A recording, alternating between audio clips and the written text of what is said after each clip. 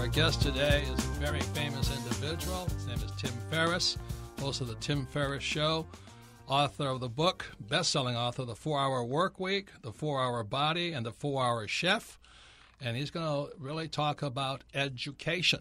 And Kim and I ran a company called Accelerated Learning Institute. And all we were doing was teaching people for years, because I was practicing from these, I forget the two women's name. One was Lynn Schroeder. And they had a company that taught super learning. And so we were taking what they were teaching us, and we were applying super learning to a 3-day workshop. So for a long time, Kim and I were kind of the experts in high-speed learning, and we were doing good until the government started coming after us, because people were learning too fast, people were getting happy, people were succeeding. We were successful. So after that, I said, I've gone too far. I don't want to mess with the government anymore, because they're obsolete. So our guest today is Tim Ferriss, like I said, and we're going to be talking about how fast can you learn anything, but more especially how to be rich. Welcome to the program, Tim. Thanks for having me. So what's this thing about the 4-hour work week, the body, and how fast can a person learn? Just sum it up right there. Well, we'll start with that. I'm going to try to eat that elephant one bite at a time. The first is the 4-hour work week. That was actually not the original title of the book. The original title of the book was, believe it or not, Drug Dealing for Fun and Profit, which was based on a class that I taught for several years, twice a year, at a university, at a school. Which one? At Princeton, in a high-tech entrepreneurship class, but I was brought in partially because I talked about things that were not covered in school, namely how to bootstrap a business, how to self-finance as opposed to go out and get venture capital, et cetera. And when the book came about, and that's a somewhat of a long story, but when the book finally happened, and I had no plans to be an author, in effect, Walmart said no. We do not like drug dealing for fun and profit to the VP of sales. And so the publisher came back and said, we need to change the title. And I did a lot of testing on Google AdWords. So I tested for about, I'd say $150, 12 different titles and subtitles to see which would have the highest click-through rate. And the 4-hour workweek won, so I used that title. But the basic premise... That's good. There's a good business lesson right there. Yeah, the basic premise... Let me ask you a question. Is there any correlation between the title and the book? There is. Well, actually, it's very funny because when I was considering the 4-hour workweek, and the intention for those people listening who think it sounds like an infomercial product, which it certainly does, the intention is to maximize your per-hour output. So how do you 10x your hourly output? That's the question that I attempt to answer in the book. You don't have to work 4 hours a week, but it's a catchy title that reflects that objective. And that's the correlation. But initially, it was the 2-hour work week. That was the title I was going to test. And one of the people at the publisher was like, that's completely unbelievable. No one's going to pay attention. I said, 4-hour work week? And they're like, okay, now we're talking. We can test that one. Oh, my God. All right. Well, I'm glad to hear that. Now we can move on. So that's how it came about. But the object is to get more done in less time. That's right. Or to get more done in even the same amount of time. So there are, for instance, some very famous investors in Silicon Valley who are fans of the book, like Mark Andreessen, who's a billionaire 2 or 3 times over. But he works probably 50 to 80 hours a week, but he wants to get more done in every hour. So that's the purpose that it serves. In terms of how quickly you can learn things, I've spent the last many years testing this. And I mean, you can become, for all intents and purposes, conversationally fluent in most languages in, say, 4 to 8 weeks. And I've tested this. That's just one example because people How come you chose Tagalog of all languages, Filipino? Why did you choose that one? Well, Tagalog, for the TV show, I chose because there were a few reasons. I already spoke Spanish, so we couldn't touch that. And that was something that I assumed I was bad at from the general sort of conventional education that I had in junior high and so on. Tagalog, I was able to live with a host family in the U.S. where we happened to be filming in Los Angeles at the time. Oh, okay. And it didn't So they spoke that language versus Ilocano, which is the other Filipino language. Right. I got it. Exactly. Okay. And it also was a question of what TV station or show would be willing to try to bring me on and interview me for 6 minutes in Tagalog, which or in any foreign language. In Which is some a places, just widely like, used hell language. no, that sounds like a disaster. So Tim, if I wanted to start learning a language, second language, because as adults we're taught, as an adult it's so hard to learn a second language if you're not immersed in it every single day for months and months. How do I start? What would I do? Where would I begin?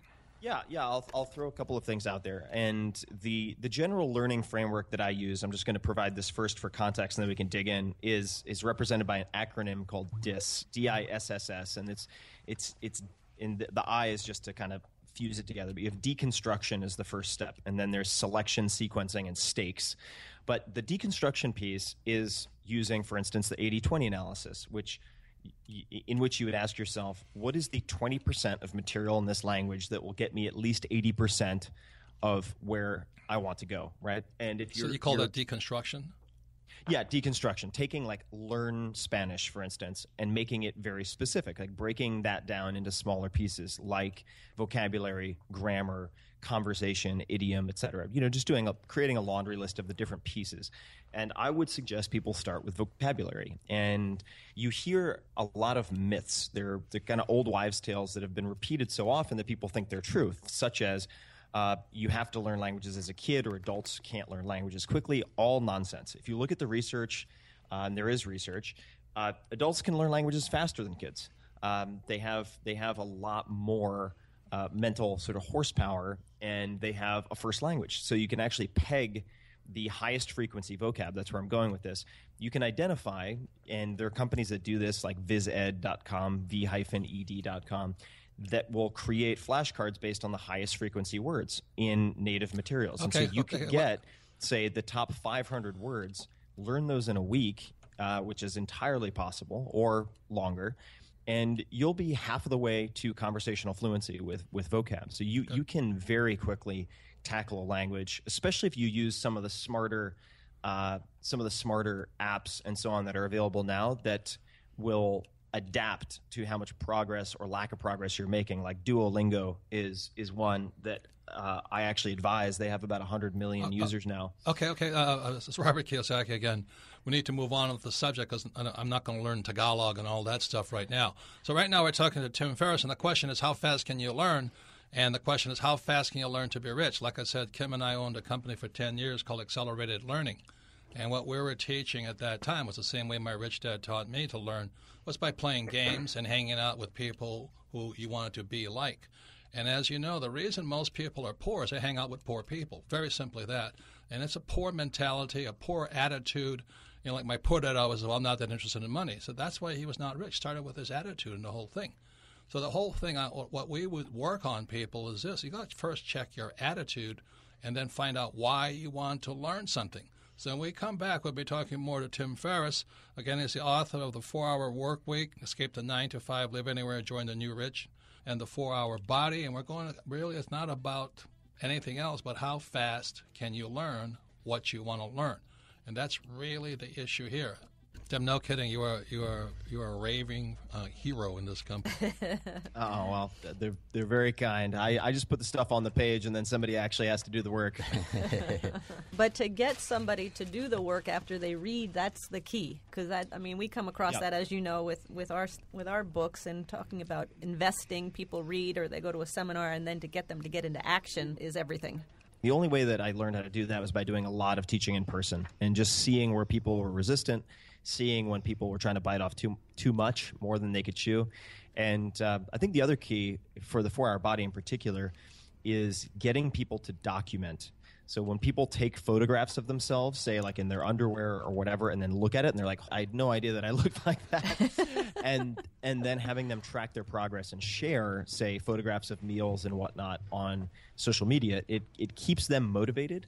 But it also helps spread the word to other people who then do the same thing. And we're talking today to Tim Ferriss. He is the host of the Tim Ferriss Show. He's got a big fan base over here, the 4-Hour Workweek. I think that's what's got people. He's got such a big fan base. We've got people from our company who are showing up to watch the radio show so they can hear you, Tim. And the 4-Hour Love it. And the 4-Hour Body, how to have incredible sex. I think that's why they're showing up too. That's a good one. And the 4-Hour Chef, how to eat like a pro. We're living like a pro. Anyway, it's really very program right up our heart because, like I said, we own a company called Accelerated Learning. And where I came across this was that when I came back from Vietnam, my poor dad said to go back and get my MBA, so I signed up for the MBA program at the University of Hawaii. And then my rich dad says, you'll never get rich having an MBA, so I went and took a real estate course in 3 days. And I learned more in 3 days than I did in the year or two I spent in my MBA program, which was a complete waste of time. And then the most powerful one was called a personal development workshop. Back then it was called Earhart Seminars Training. And once I did the personal development program and then the real estate program, and I knew I was going to be a rich man, it was in my heart at that moment, I dropped out of my MBA program. It was too slow, taught by a teacher who had no idea what he was talking about.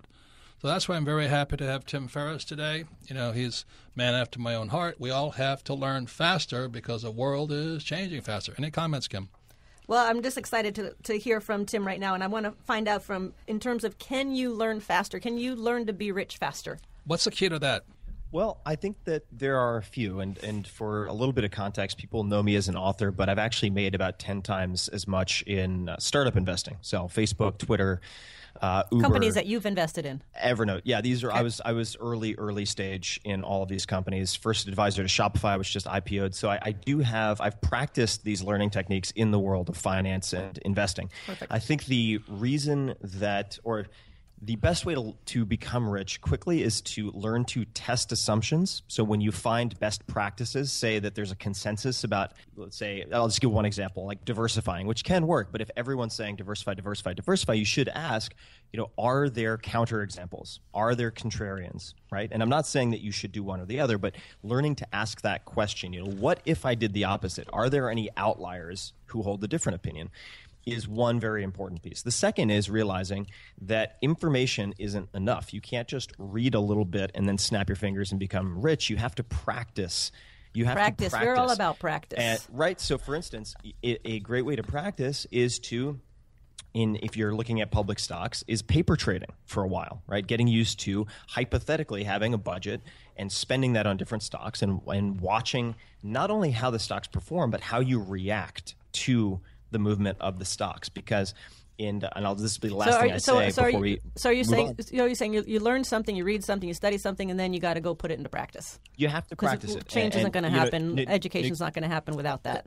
That's right. And so practice is called making mistakes and gaining experience, right? Right. So, for instance, I think that if a high schooler or a college kid asks me, or that age, what skill should I have among writing and speaking clearly? Negotiating. You need to know how to negotiate. You can't read a negotiation book and then go into your biggest negotiation. You'll fail. So it's like go to a state farm, or not farm. Go to a state fair or something like that, to a flea market, and give yourself $100 and negotiate. See how much you can get for that $100. Right. You have to practice these skills. So how do you get rich doing that? The way that I generally coach... Let me ask you this question, okay? What you're talking about is a lot of pre-IPO work, probably, when you invest? Not necessarily. If you're going to, for instance, bootstrap a startup, or even your own company... No, but understand, that's how you made your money. You didn't really start the company. You put the money in a company that was coming out. I've started my own companies. Right. So I've made millions of dollars in my own companies, too. Okay, so what did you do to do that? You know what I mean? Yep. So I had to negotiate very hard early on. I had to ask myself, for instance, if you're starting a business, who are the 1,000 true fans that I want to have? What they read, where they go, what they buy, and really having a clear idea of your core audience, number one. Number two is... It's called Know Your Customer. Yeah. And then scratching your own itch, right? So ideally you belong to that demographic. And identifying... You share the same values of that customer.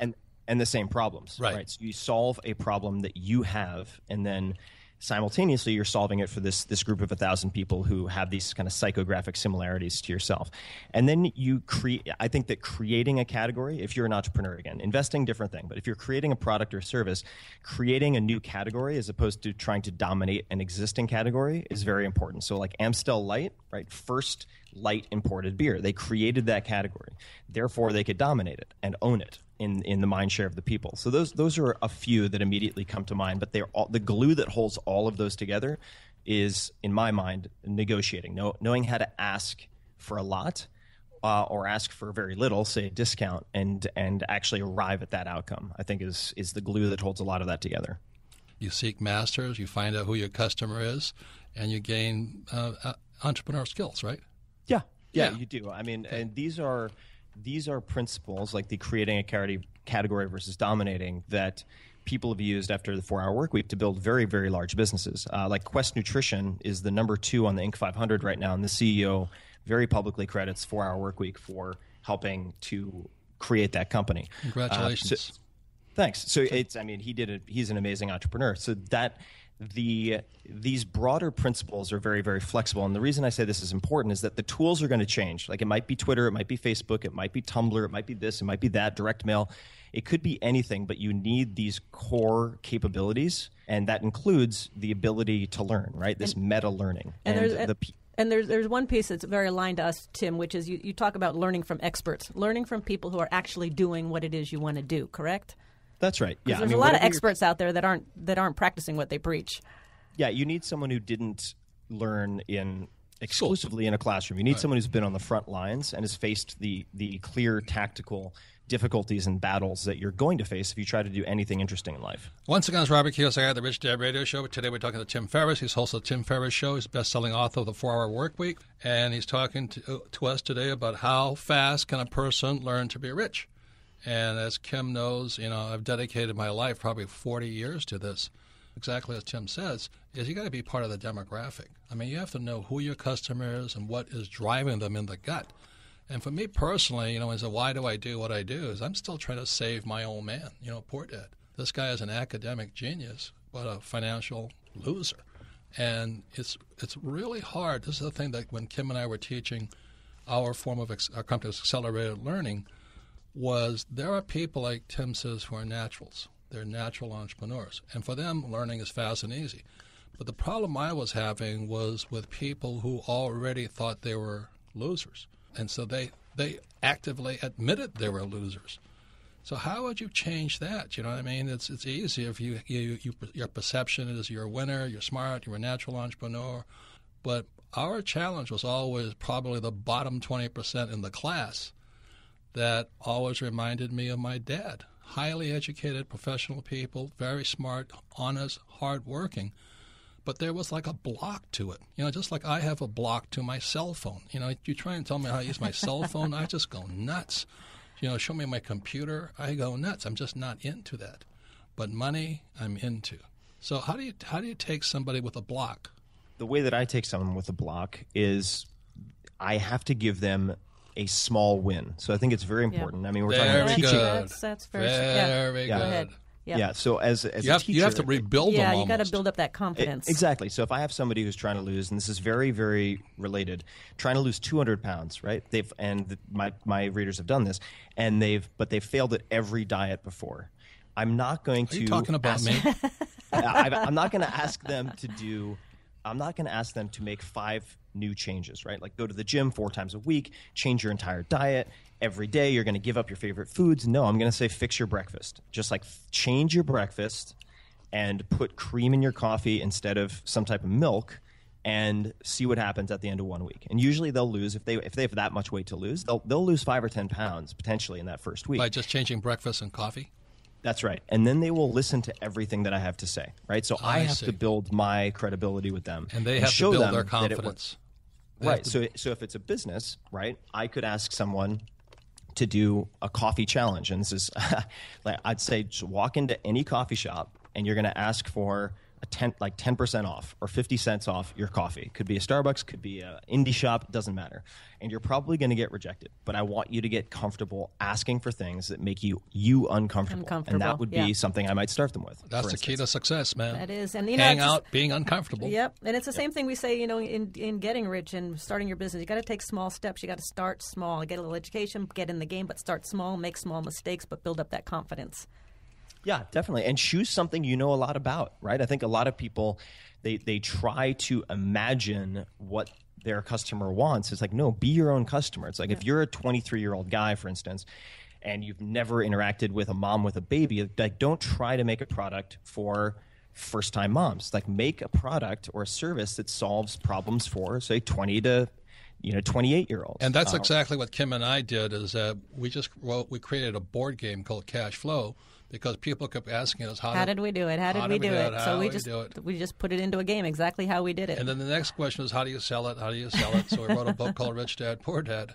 And now we're rich again. But we were rich before we did it. That's the difference, you see. And what Tim is saying is accurate. You're really almost creating a business to serve yourself. Because we were our own customer. Is that correct, Tim? Yeah, definitely. Absolutely. Yeah. So all you listening out there is, if you want to help yourself, then you have to help others. Really, that's where it comes to. That's where you design your product and your service from. So when we come back, we'll be talking more. We'll be talking to some of your hardcore fans here inside our company, and we'll be talking to people who have actually practiced what Tim talks about, and we'll find out more how you can learn faster, but also learn what you want to learn, but also how to become an entrepreneur by creating products and services for yourself. And I think, it's such a key thing is that who your customer is, because it brings up an example of a kid I know, and he's like 18 years old, and he's in this network marketing company, but the network marketing company sells anti-aging products to older women. And I'm like, how are you going to succeed selling products to older women? Women love little boys. Yeah, but he has no idea what their issues are, what they face. He doesn't know the price. And so it was just off, and he's not doing very well today because of it. Yeah. You have to stack the deck so you can win. Amen. Amen. Just the other day I was in South Africa talking about how I pay zero taxes.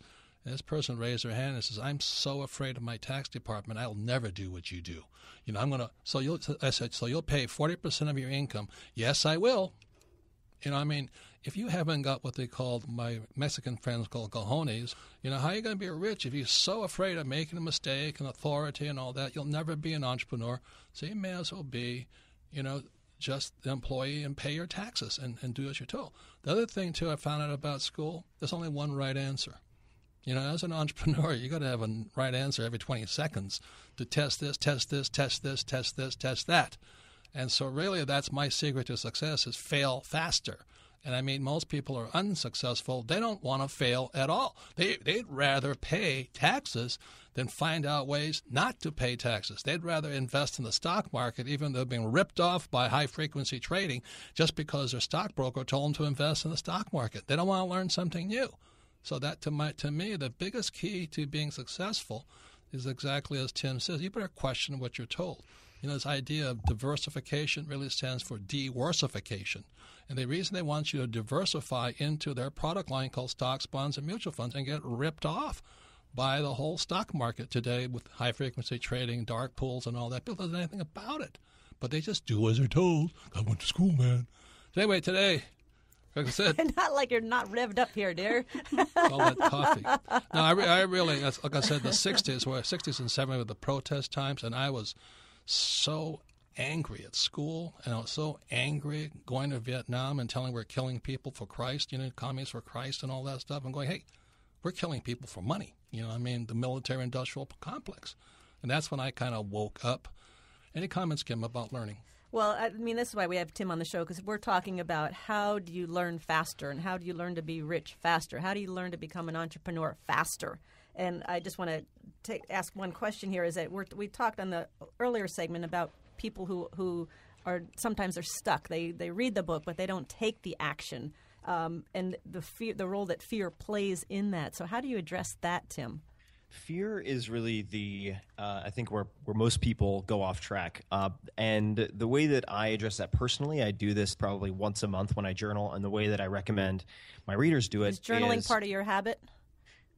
Journaling is part of my habit, one of my habits, yeah. Great. And I do it after I meditate in the mornings usually. And the exercise is called fear setting. So people are very good at setting goals, or they're more accustomed to setting goals, but then they never take the first steps because they're afraid of something. And so what I encourage people to do is, for whatever decision you're considering, starting a business, quitting your job, ending your relationship, whatever, or starting a relationship, is to just take a piece of paper, break it down into 3 columns. The first column is all of the things that could go wrong, right? All of your fears, right? Write them down, get specific. The second column is the things you could do to minimize the likelihood of each of those happening. And then the third column is how you could get back to where you are now if those things happened. And when people go through that exercise, usually they realize that their fears are either completely an illusion, or they're really not that bad at all, and probably transient or reversible. And that exercise is key. I use it in my life all the time. I just did it last week. And it's something that I recommend to people. Yeah, I would say fear stands for false evidence appearing real. It's not real, but they think it's real.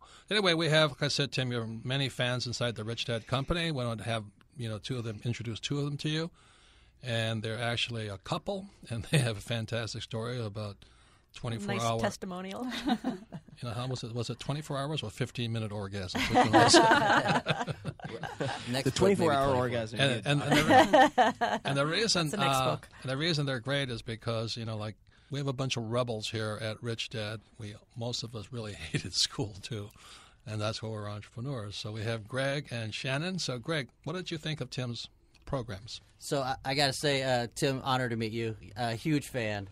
The 4-hour body changed my life. It actually, it didn't just physically change my life, but I used it to seduce my now current wife. Jesus. And it actually changed her life from a physical standpoint as well. So How did that happen? I'm reading the 4-hour body, and there were 4 areas that I really just focused on because the book is huge. It's like 500 pages of biohacking. And then I also focused on the slow-carb diet. And I focused on the testosterone diet. Because you had trouble gaining weight. You were a skinny little guy. Right, and that's the 4th part. There's a part in there that Tim teaches you how to gain like 20 pounds of muscle in 30 days. And I'm a skinny little runt, right? I'm 5'10". I weighed like 140.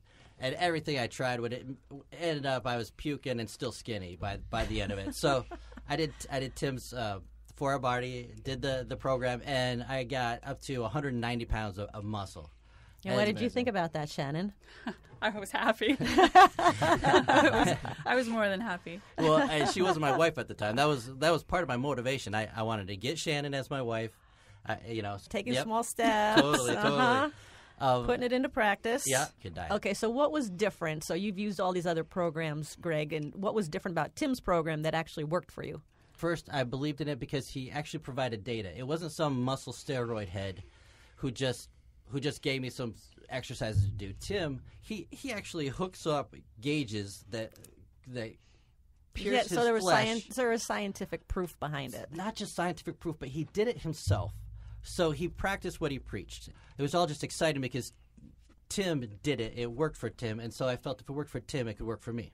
But the other side of it is Shannon had the other problem. Shannon has Kim has a weight problem. She can't keep it on. And I have the other problem with weight is that I can't keep it off. Right, Shannon? That's true. So how did the 4-hour body work for you?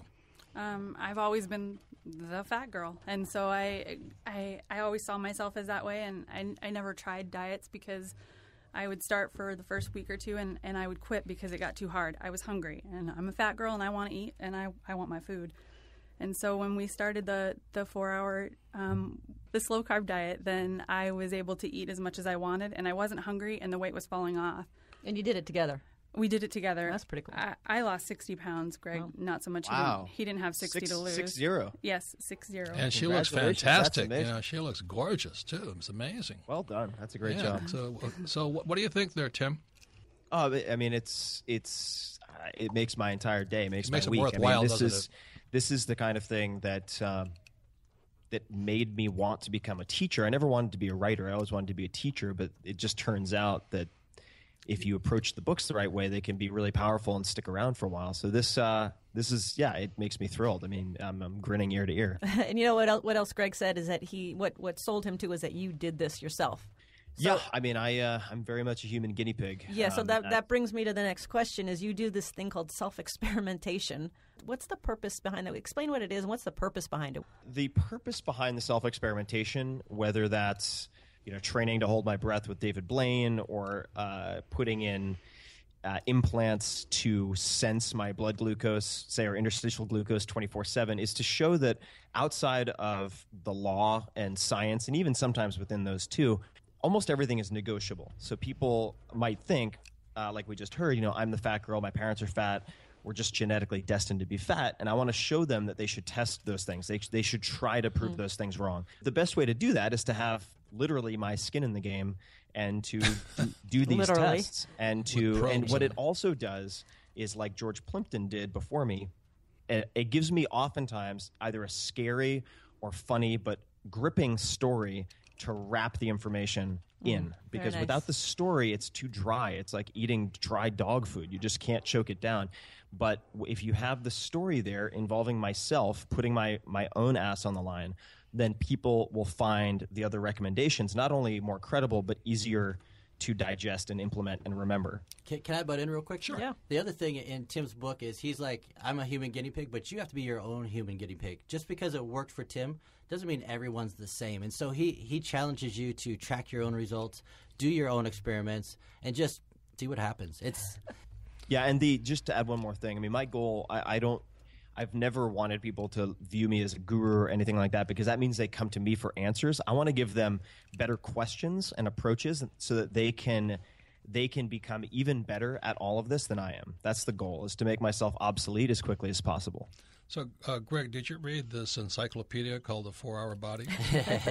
But Tim, I'm going to confess, I did not read the whole thing. I read the parts that I found that I wanted to practice in my own life. So I've read probably 40% of it, I'd say. Yeah, no, that's perfect. That's exactly what you should do. And how about you? In the how to read this book section in the beginning, that's exactly what I recommend. So how about you, Shannon? No, great. I haven't read probably about 20%. I spend more time on his Facebook page and seeing what other people have to say and what they have done and experienced. Okay, good. So how does this apply to money? Because that's what Rich Dad teaches money. What have you learned? Well, there's so many things. If you took the way Tim approaches the body and you approach money that way, you go out there, you make your mistakes, but you learn from it. You record your mistakes, and you find the lessons. Isn't that what we say? This is what I'm saying. Like I found sounds familiar. I found Tim's approach to the body, drank the Kool-Aid. our approach to that money. is learning, though. So it's isn't a very similar approach. Well, what Tim's saying is a very similar approach. Very similar, Yeah. very much. And that's why I'm playing that song, Teacher, Leave the Kids Alone, is because they punish you for making mistakes. Right. And all you have is an answer, and you're being taught by somebody who's functionally incompetent. Yep. You know what I mean? I'm going, this person has not done anything. Do you know what I mean? That's like our political candidates. Most of them have been nothing but politicians. They have no idea what real life is like. Well, and we take lessons from those guys. Right, that's the other thing. Our brand screams at you. You learn from someone who's doing it. Yeah. Don't learn from some guy who just wrote a book about it. And Tim is the guy out there doing it on on the front. Preaching. Yep. So he's so in line with our brand that I became a huge fan, probably because I'm a huge fan of yours. Yep. Well, the smart thing, smart. Very smart. Kissing up really works here. I'm into marketing, so yeah. So I would add one more thing, too. Yeah, and that please, is Tim, go that ahead. I think in both cases, we're training people to be experimenters, right? To be scientists. Amen. And you learn to view failure works for as you? feedback, not as ultimate failure. You're like, Right. okay, Yes. I tried this, here's the feedback, and then you tweak, and eventually you get it right. So let me say something, because we at Rich Dad know this. There are these people who think they know all the answers. And they're the most horrible people on earth, right, Greg? Yeah, totally. We have to do these guys. Well, I have my well, they haven't done jack, and they think they know everything Yeah, because we they just went to fire 'em, school. though. It's all good. Well, they can't fire me. That's the problem. So if I'm hearing you, Tim, you're saying that the one of the keys is the feedback, is going out there, experimenting, making mistakes, and questioning what people are telling you, questioning the assumptions. which I think is Yeah, huge. yeah. No, the questioning is the key. I mean, in life, you don't get what you deserve. You get what you negotiate, and you also have to ask the right questions. So I just want to make 2 quick recommendations. There's Please. a great book called Bad Science by Ben Goldacre, who's a doctor who teaches you how to ask really good questions and separate bull from fact. And then the second one is the 22 Immutable Laws of Marketing, the old Charlton edition. Rees. Yeah, very good. Both Very of these good books, book. Yeah. one Their in first- their science first and book- one in business, will teach you how to ask better questions, Good. and they're tremendous. Yeah, the first Great. book was really great, called Positioning. Fantastic books. So thank you. So we'll go to the first question there, Melissa, for Ask Robert. Okay, Robert, thanks. Our first question today comes from Eric in Las Vegas, Nevada. Favorite book, Unfair Advantage. He says, I know that I need to learn, but there are so many people out there teaching and giving financial advice or educating. What exactly should I be learning, and what are some good resources to learn about? That's a great question. I agree with what Tim says. You better find somebody who knows what they're talking about. And one of the reasons I dropped out of the MBA program, the teacher had no idea. They were just regurgitating from a book. They put me to sleep. They punished me for making mistakes. And they didn't know what they were talking about. And most of them were terrified of not having a paycheck. Now, you're going to be an entrepreneur. You're going to operate without a paycheck for a while. So all that stuff communicates. Like for me, I just played Monopoly with Rich Dad. We have a cash flow game. We recommend you play the game at least 10, 20 times, and you teach 20 people. It makes new neural pathways in your brain. Neural pathways like the Grand Canyon. If you're a poor person, your brain looks like the Grand Canyon with all this water just going to poverty. And that's why it's really hard to change sometimes, because the pathways are so like ruts. And so you keep doing the same old thing, the same old thing, the same old thing. So what Tim is saying, I agree with. You better find a mentor. I would take classes, and then don't necessarily do anything but take another class. When I did my first real estate class in 1973, I loved the instructor because he practiced what he preached. On top of that, he says your education begins when I leave the 3-day class. And my first assignment was to look at 100 properties in 90 days and write a one-page report on every property. And today, we're multimillionaires from that 3-day class. So I agree with Tim. Not that I didn't make mistakes and lose some money along the way, but I knew what I was doing. What do you say, Kim? Well, a lot of people are in these ruts, and I think a lot of the rut comes from school. Teacher. Yeah, I never had a teacher ask me what am I interested in. Okay, so I'm going to say to Eric, what is it you want to learn? Yeah. What are you interested in? Where in the world of money? What interests you? And then just as you're saying, then go out and find a mentor, find an expert who's practicing what it is you want to learn to do. I would start with Ken McElroy's book. It's called The ABCs of Real Estate. Now, why real estate? Very simply because debt and taxes. You want to get rich today, you got to understand debt and taxes. It's not about real estate. You guys who like the stock market, read the book Flash Boys. It'll turn you off on the real estate. On the stock market so fast because it's completely manipulated. So it's Flash Boys and also Ken McElroy's book, The ABCs of Real Estate. Then if you really want to do stocks, then you do Andy Tanner's book, another Rich Dad advisor, is called Cash Flow from Stocks. Because you don't want to buy, hold, and pray. If you read in Flash Boys as HFT, high-frequency trading, they're trading in milliseconds and microseconds. A microsecond is a millionth of a second, and a millisecond is a thousandth of a second. And your financial planner is telling you to invest for the long term and diversify. Are you effing nuts? Why would you listen to somebody who's a salesperson, not a rich person? So those are kind of some of the things you better, exactly as Tim says, question the word diversify. Yeah, ask the questions. And question consider the source of assumptions. the person giving your advice. If they're a financial planner, I just ask them really quickly, can I see your financials? Can I see your personal financial statement? If they don't have one, run. Next question, Melissa. Our next question comes from Jesus in Brownsville, Texas. Favorite book, Rich Dad, Poor Dad. He says, Robert, I'm going to be a senior this upcoming school year, and I've been going on trips with business owners. I'm thinking of applying to Texas A&M Business School. Do you think this is a good thing for me to do? And should I start investing now? Well, you got to invest in your education first. I think it's a great idea, but you also got to be careful what kind of business owner you're going out with. Yeah. You know what I mean? That's a good It's point. like saying just because she's got blonde hair and a great body, should I marry her? That's really not the question. You better check them out. There's a lot of people, who drive nice cars and have big houses, and they're flat broke.